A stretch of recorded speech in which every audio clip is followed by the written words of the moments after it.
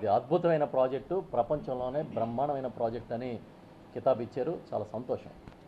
ఎందుకంటే ఈ ప్రాజెక్టు గౌరవ ముఖ్యమంత్రి జగన్మోహన్ రెడ్డి గారి ప్రోత్సాహంతో ప్రారంభమై ఇవాళ ప్రపంచంలోనే పేరున్న ప్రాజెక్టుగా పూర్తయ్యే స్థితికి ఆ ప్రాజెక్ట్ వచ్చింది. ఒక తెలుగువాడు, ఒక ఆంధ్రుడు, అది కూడా ఈ ప్రాంతానికి చెందిన చలమలశెట్టి అనిల్ గారు ఆ ప్రాజెక్ట్ని టేకప్ చేసి ప్రపంచంలోనే ఒక గౌరవాన్ని తీసుకొచ్చే ప్రాజెక్ట్ని అక్కడ చేయడం అనేది డెఫినెట్గా అది ఒక హిస్టరీ. ఆయన ఎప్పటికీ కూడా చరిత్రలో, ఆంధ్రప్రదేశ్ పారిశ్రామిక చరిత్రలో నిలిచి ఉండిపోతారు. కానీ ఈ ప్రాజెక్ట్ని వాళ్ళు చూసిన తర్వాత ఆయన పవన్ కళ్యాణ్ గారు చాలా బ్రహ్మాండంగా ఉంది, ఇది ప్రపంచ టూరిస్టులని, ప్రపంచంలో ఉన్న పారిశ్రామికవేత్తల్ని ఈ రెన్యూవల్ ఎనర్జీ ప్రాజెక్టు చూడడానికి వచ్చే స్థాయి ప్రాజెక్ట్ అని మాట్లాడారు. చాలా సంతోషం. కానీ అధికారంలోకి వచ్చిన వెంటనే ఈ ప్రాజెక్టులో ఏదో తప్పులు జరిగినాయని, ఫారెస్ట్ ల్యాండ్ ఆక్యుపై చేశారని నోటీసులు ఇచ్చినట్టుగా పత్రికలో చూశాను నేను. అంటే దరిమిలా మనకు అర్థమైంది ఏంటంటే, చెప్పుడు మాటలు, తప్పుడు మాటలు విని మనం కానీ ముందుకెళ్తే ఇంత గొప్ప ప్రాజెక్టులు కూడా ఎఫెక్ట్ అవుతాయి. ఇంత ఆంధ్రప్రదేశ్కే ప్రతిష్ట తీసుకురాగలిగిన ప్రాజెక్టులు కూడా నష్టం జరుగుతుంది. ఈ రోజున లోకేష్ గారు ఒక గొప్ప స్టేట్మెంట్ 3-4 రోజుల క్రితం ఇచ్చారు. చాలా ఆశ్చర్యం ఆ స్టేట్మెంట్ చూస్తే.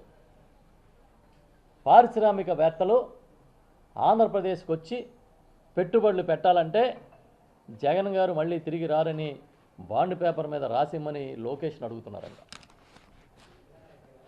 ఎంతకన్నా కామెడీ ఉంటుందా? మనం ఎక్కడున్నాం? ప్రజాస్వామ్యంలో ఉన్నాం. ఈ ప్రజాస్వామ్య దేశంలో వచ్చే ఎన్నికల్లో పలానా వాడు రాడు అని ఎవరైనా బాండ్ పేపర్ రాసిస్తారా? మీరు చెప్పండి. అందుకే నేను లోకేష్ గారిని అడుగుతున్నా, నేను రిక్వెస్ట్ చేస్తున్నా, మిమ్మల్ని బాండ్ పేపర్ మీద జగన్ గారు రారని రాసిమ్మన్న పారిశ్రామికవేత్త పేర్లని దయచేసి ప్రకటించండి. అంతటి మహోన్నతమైన ఆలోచనల పారిశ్రామికవేత్తలు ఎవరో ప్రజలు తెలుసుకోవాలనుకుంటున్నారు. వేల కోట్లు పెట్టుబడులు పెట్టి ప్రపంచాన్నే అధ్యయనం చేసి బ్రహ్మాండమైన శక్తి సంపన్నులుగా ఉండే పారిశ్రామికవేత్తలు ఇంత చిన్న లాజిక్ తెలియని వాళ్ళు ఎవరో మేము కూడా తెలుసుకోవాలనుకుంటున్నాం. పోనీ రాసివ్వండి. మీకు మీ మీద శక్తి, సామర్థ్యం, బలం, మీ మీద మీకు నమ్మకం కదా. పోనీ జగన్ గారు రారు అని మీరు రాసివ్వండి. ఒక పక్క పారిశ్రామికవేత్తలు పారిపోతున్నారంటారు, మరో పక్క గ్రీన్ కో లాంటి సంస్థలు ప్రతిష్టాత్మకంగా జగన్మోహన్ రెడ్డి గారి హయాంలో ఇక్కడ బ్రహ్మాండమైన ప్రాజెక్టుల నిర్మాణం జరిగినాయి అనేది కళ్ళకు కట్టినట్టుగా నిన్ననే పవన్ కళ్యాణ్ గారు చెప్పడం ద్వారా మరొకసారి ప్రపంచానికి తెలిసింది. ఇంత వైరుధ్యమా?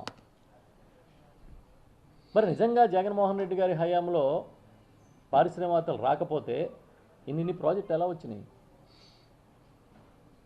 ఇంత బ్రహ్మాండమైన క్లస్టర్స్ ఎలా డెవలప్ అయినాయి? అది కూడా 5 ఏళ్ల కాలంలో, 2 ఏళ్ళు కోవిడ్లో టైం పోయిన తర్వాత, కేవలం 3 ఏళ్ల కాలంలో, కేవలం 3 సంవత్సరాల్లో జరిగిన అభివృద్ధి కానీ, పథకాలు కానీ, సంక్షేమం కానీ మీకు కనిపిస్తుంది కళ్ళ కట్టినట్టుగా.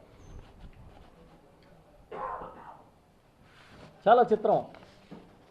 ఎంతసేపు జగన్ గారి మీద దుష్ప్రచారానికి ఈ ప్రభుత్వం పెట్టే టైము, కనీసం మనం ఏ విధంగా ఇన్స్పైర్ అయి ముందుకు వెళ్దాము అనే ఆలోచన లేదు.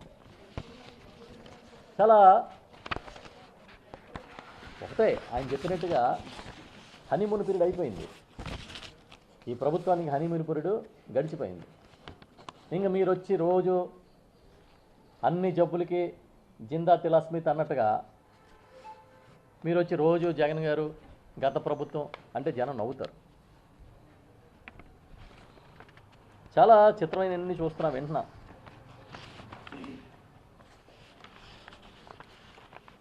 లోకేష్ గారు స్టేట్మెంట్ ఇచ్చారు. ఏంటంట, జగన్మోహన్ రెడ్డి గారు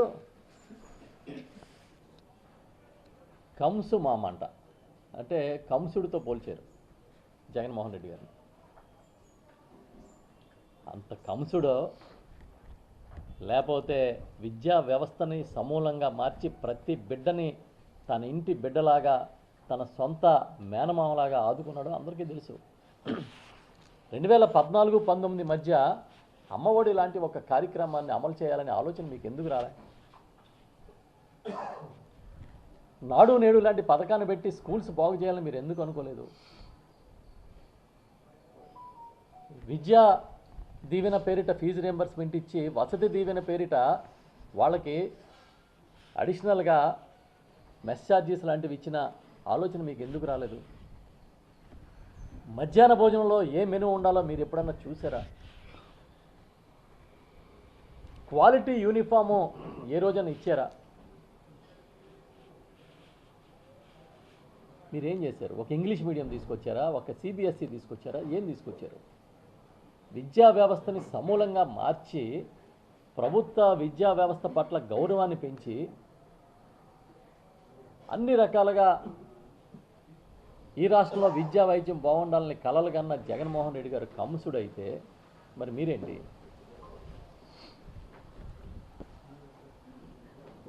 ధృతరాష్ట్రులా? కళ్ళకు గంతలు కట్టుకుని చూస్తుంటే ఏమీ చూడలేని ధృతరాష్ట్రులాగా ఎందుకు ఉండిపోతున్నారు? అందుకే అడుగుతున్నా, ఒకసారి లోకేష్ గారు కూడా ప్రజల్లోకి వెళ్ళండి. మిమ్మల్ని ఏమని పిలుస్తారో, ఏ మామాని పిలుస్తారో ప్రజలు చూడండి. లేదంటే జగన్మోహన్ రెడ్డి గారి లాగా మంచి పేరు తెచ్చుకోవడం కోసం మీరు కూడా మంచి మంచి పథకాలని బ్రహ్మాండంగా విద్యా వ్యవస్థను మార్పు చేసే కార్యక్రమాలని చేపట్టండి.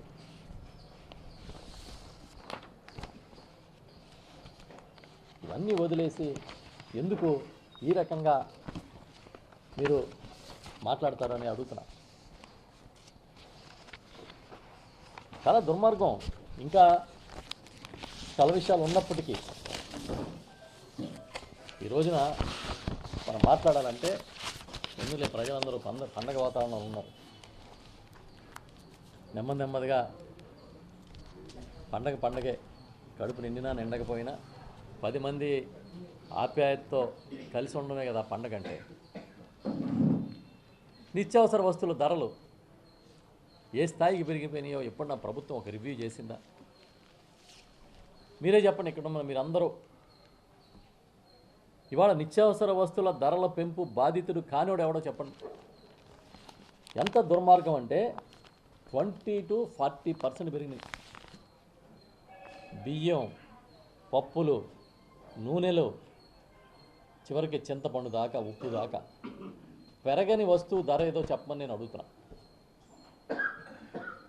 ఎక్కడైనా చిన్నది జరిగితే జగన్మోహన్ రెడ్డి గారికి ఆపాదించేసేవారు. ఇవాళ కేజీ బియ్యం 70 రూపాయల దాకా వెళ్ళిపోయింది. గోధుమ పిండి దాదాపుగా 50 రూపాయలు ఉన్నది 70 రూపాయల దాకా పోయింది. శనగపప్పు, పెసరపప్పు, కందిపప్పు కేజీకి 20 నుంచి 40% పెరిగినాయి. వంట నూనెలు 110 రూపాయలు, 120 రూపాయలు ఉన్న ప్యాకెట్ ఇవాళ 160, 170 రూపాయలు పోయింది. ఇంత దారుణంగా నిత్యావసర వస్తువుల ధరలు పెరిగిపోయి మీరేమో ఒక చిన్న పథకాన్ని కూడా అమలు చేయకుండా, ఒక 10 రూపాయలు పేద ప్రజలకి మీరు ఇస్తారన్న సూపర్ 6 భాగంగా ఇవ్వకుండా పండగ చేసుకోండి అంటే